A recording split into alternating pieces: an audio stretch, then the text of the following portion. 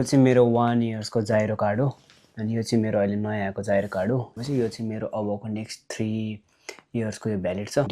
6 मा 4 को 1 मा सकेको दुलो परेछ 9/4/2029 4 को 22 सम्म। So what I learn in एउटा यो मेरो 1 इयर्सकोमा भन्दाखेरि चाहिँ I have learn lot of things. First of all भनेको चाहिँ घरबाट आफ्नो एउटा कम्फर्ट जोनबाट बाहिर आएको थियो। So that is the very big and सबभन्दा ठुलो डिल नै त्यो थियो। मेरो एउटा कम्फर्ट जोन थियो, त्यो कम्फर्ट जोनबाट म बाहिर आएको थिएँ। त्यहाँबाट मैले मेरो कम्फर्ट जोन छोडेर आएको जुन एनर्जी थियो नि मेरो, यहाँ जापान आएर म के गर्छु भनेर सोचेको थिएँ नि 1 वर्षमा, स्टिल केही गर्न सकेको छैन। बट त्यतिखेरको मेरो एनर्जी चाहिँ कतिसम्म लङ भयो भन्दाखेरि 8-9 मन्थसम्म मेरो त्यो एनर्जी एकदम नै हाई थियो। बट विन्टर लागिसकेपछि म एक्चुअली बिरामी भएपछि त्यसले मलाई यति इफेक्ट पार्यो कि त्यसले मलाई लाइक कति पछाडिसम्म ढकालिदियो क्या। लाइक 3-4 महिना मेरो फेब्रुअरी मार्चसम्म म अझै सकमा थिएँ क्या। मेरो बडीले अझै त्यो थाहा थिएन क्या, लाइक डिप्रेसन टाइपको भएको हुन्छ नि त्यो। म आई हेभ लट अफ सफर भएको थियो त्यो टाइममा। बट वी पास जिएलपिटी N3 अनि अहिले हामी N2 को लागि पढ्दैछौँ। भिडियो चाहिँ मैले मिक्स म्याक्स गरेर एडिट गरेर हालेको छु अनि बिस्तारै फ्लोमा गरेर म भिडियो हाल्छु भनेर सोच्दैछु।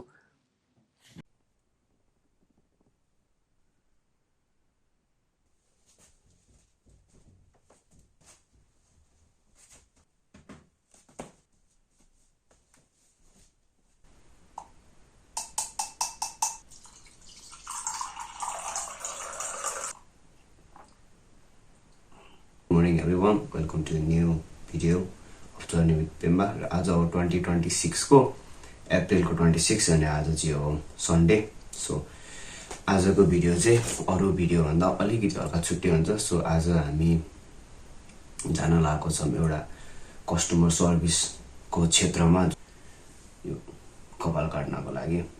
र अर्को कुरा चाहिँ हाम्रो जुलाईको लागि कट गर्दैछौँ, मिड जुलाईको लागि वेन समर एकदम पिकमा हुन्छ नि, त्यतिखेर चाहिँ हामी वी विल गो स्विमिङ र त्यसको लागि कट गर्दैछौँ।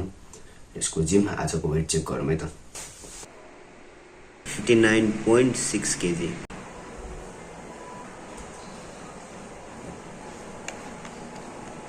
यो चाहिँ समर स्टार्टिङ भयो। ओके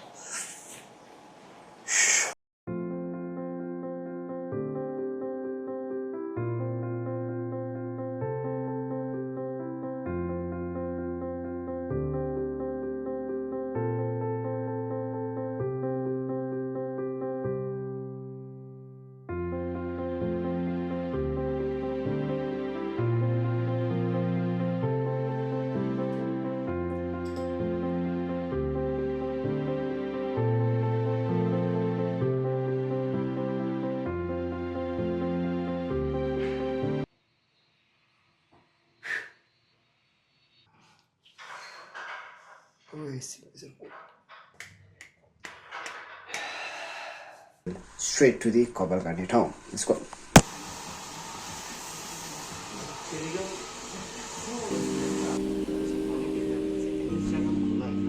नआयो कस्तो बवाल हुन्छ, कुर्ने हो कि आएकी छिन् गाँसेर हेर सिङ गाँसेर।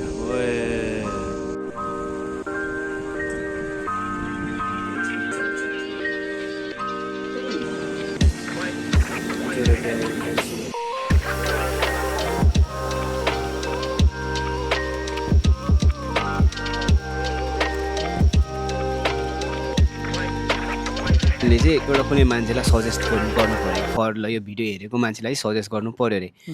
अब फर एक्जाम्पल उसले चाहिँ केही स्टार्ट गर्न खोजिरहेको छ कुनै कुरा, भनौँ कि अब एउटा निहोङ्गो नै बोल्न खोज्न ट्राई गरिरहेको छ हो। निहोङ्गो नो बेन्क्यो सिताइ हितोगा इरास्यात्ते इरुन देश्ने तदन दे हैन। उनीहरूलाई चाहिँ अब तपाईँ के सजेस्ट गर्नुहुन्छ त? अब मतलब त्यो जापानिज भन्नु खोजेको निहोङ्गो बोल्न सिक्न खोज्ने मान्छेहरू जस्तै भयो भने कुनै कदम चलाउन खोज्ने मान्छेलाई चाहिँ तिमी के सजेस्ट गर्छौ त? कुनै पनि एउटा लाइफमा के स्टेप लिन्छु भन्ने मान्छेलाई चाहिँ के सुरु गर्न खोज्ने मान्छेले सुरु गर्नु पर्यो। बुझ्यौ नि? मन छैन अनुशासित